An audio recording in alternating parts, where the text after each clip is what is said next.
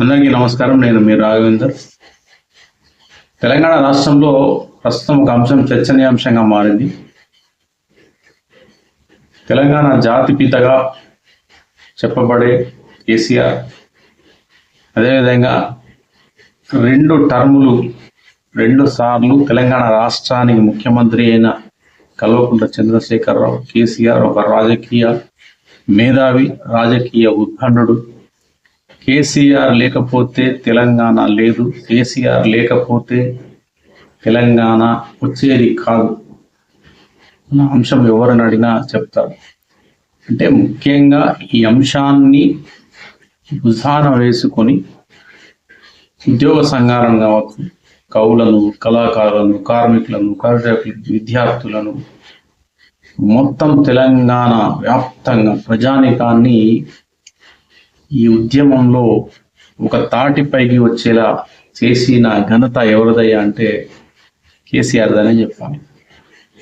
మరి ముఖ్యమంత్రిగా ఉన్న కాలంలో కేసీఆర్ అనేక రిఫార్మ్స్ రాష్ట్రంలో తీసుకురావడం జరిగింది. ప్రజలకు అనేక విధాలుగా కేసీఆర్ ఉపయోగపడడం అన్నది అందరికీ తెలిసిందే. ఉచిత కరెంటు కావచ్చు, అనేక పథకాలు, కాళేశ్వరం లాంటి ఒక గొప్ప ప్రాజెక్టు, సాగునీరు, తాగునీరు అందించే ప్రాజెక్టులు, మిషన్ భగీరథ కావచ్చు, మిషన్ కాకతీయ కావచ్చు. ఒకప్పుడు మన జిల్లాల్లో, మండలాల్లో, గ్రామాల్లో చూసినట్లయితే తాగునీరు సమస్య ఉండేది. మిషన్ భగీరథ వల్ల ఆ సమస్య తీరిపోయిందనే చెప్పాలి. మరి దీనికి అంతటికి కారణం ఎవరు? కేసీఆర్. రాష్ట్రంలో ఐటీ కంపెనీల ఏర్పాటు, మెట్రో పనులు వేగవంతం చేసి మెట్రోను అందుబాటులోకి తీసుకొచ్చిన ఘనత కేసీఆర్. హైదరాబాద్ను ఒక అంతర్జాతీయ నగరంగా తీర్చిదిద్దిన ఘనత కేసీఆర్. మరి ఇన్ని చేసిన కేసీఆర్ మరి అనూహ్యంగా 2023 ఎన్నికల్లో అపజయాన్ని చవిచూడటం జరిగింది. ఆ తర్వాత మరి కేసీఆర్ ఫామ్ హౌస్కి మాత్రమే పరిమితమై ఉన్నారు.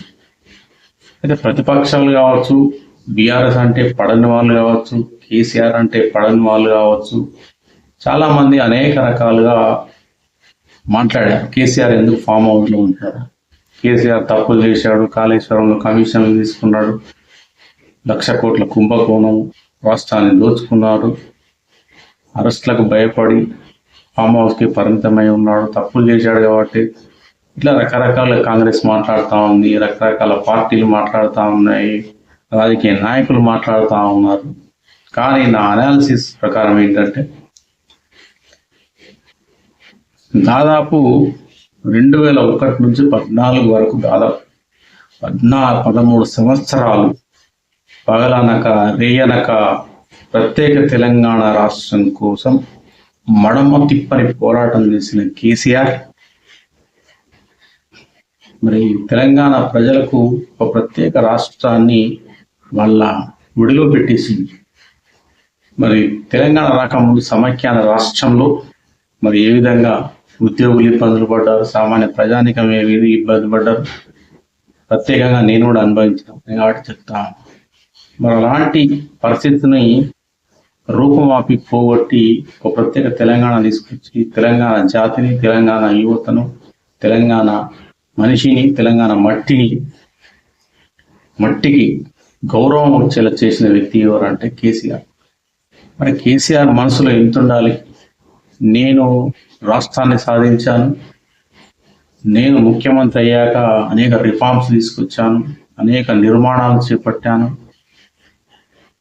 హైదరాబాద్ను అభివృద్ధి చేశాను, తెలంగాణ జిల్లాలను అభివృద్ధి చేశాను, అదేవిధంగా కొన్ని రంగాలు చాలా బాగుపడ్డాయి, ముఖ్యంగా రియల్ ఎస్టేట్ రంగము, సినిమా రంగము, ఇతర వ్యాపార రంగాలు. మరి హైదరాబాద్ను ఒక ఐటీ హబ్గా తయారైంది కేసీఆర్ కాలంలోనే.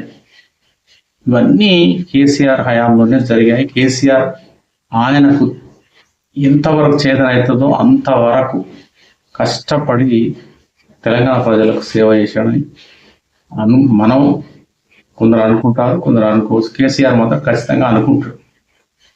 మరి అలాంటి వ్యక్తిని, అలాంటి ఒక శక్తిని మరి ప్రజలు 2023లో తీసి పక్కన పెట్టారు. దీన్ని కేసీఆర్ అభిమానులు ఏ విధంగా అయితే తట్టుకోలేకపోయారో కేసీఆర్ కూడా తట్టుకోలేకపోయాడు. నేను తెలంగాణకు ఇంత చేశాను, నన్నే ఒక పూచిక పుల్లలాగా ప్రజలు నేడు పక్కన పెట్టారన్న ఒక మానసికంగా ఆయన కేసీఆర్ కుంగిపోయారు. అందుకే ఆయన ప్రజల్లోకి రాలేకపోతున్నారని చెప్పేసి అయితే నేను భావిస్తా ఉన్నా. ప్రజలు ఇప్పుడు పడుతున్న కష్టాలు అంటే కాంగ్రెస్ ప్రభుత్వంలో బీఆర్ఎస్ నాయకులు చెప్తున్నారు, బీజేపీ నాయకులు చెప్తా ఉన్నారు, సోషల్ యాక్టివిస్టులు గగ్గోలు పెడతా ఉన్నారు, నిరుద్యోగులు ప్రశ్నిస్తూ ఉన్నారు ప్రభుత్వాన్ని. అనేక సంఘటనలు హైడ్రాకు సంబంధించి కావచ్చు, రైతులకు సంబంధించి ఇష్యూస్ కావచ్చు, విద్యార్థులకు సంబంధించి ఇష్యూలు కావచ్చు, అనేక సమస్యలు లేవనెత్తుతూ ఈరోజు అనేక రకాలుగా వార్తలు పుంఖాలుగా వస్తాయి. కానీ కేసీఆర్ మాత్రం బయటికి రావట్లేదు. అంటే కేసీఆర్ ఉద్దేశం ఏంటంటే,